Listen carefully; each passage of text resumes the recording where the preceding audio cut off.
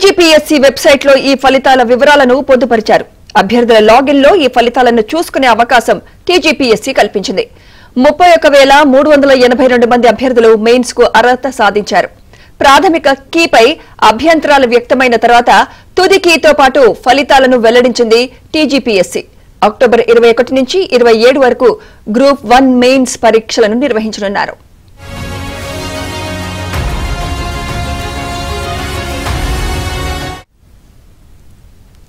Telangana group 1 prelims ఫలితాలకు సంబంధించి మరింత సమాచారం మా ప్రతినిధి హేమ అందిస్తారు. హేమ,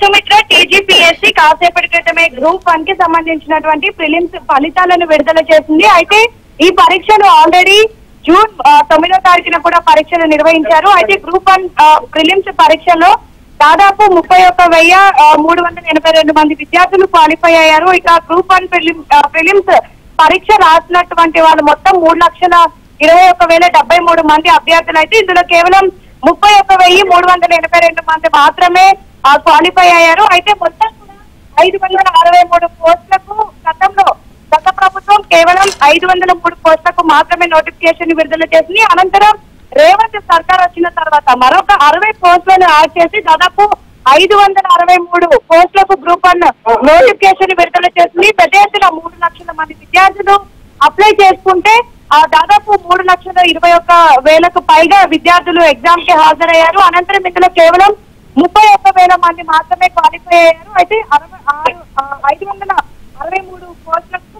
31,000 క్వాలిఫై అయ్యారు. ముఖ్యంగా గ్రూప్ 1 లో గతంలో మనం చూసుకుంటే పేపర్ లీక్ కానివ్వండి, అనేక విధాలుగా 2 సార్లు గ్రూప్ 1 కూడా పోస్ట్ పోన్ అయింది. మొత్తానికి గ్రూప్ 1 ఎగ్జామ్స్ ఏవైతే ఉన్నాయో మూడోసారి నిర్వహించినటువంటి సమయంలో మాత్రం పెద్ద ఎత్తున అభ్యర్థులు అప్లై చేసుకున్నారు. ఇప్పుడు క్వాలిఫై అయ్యారు.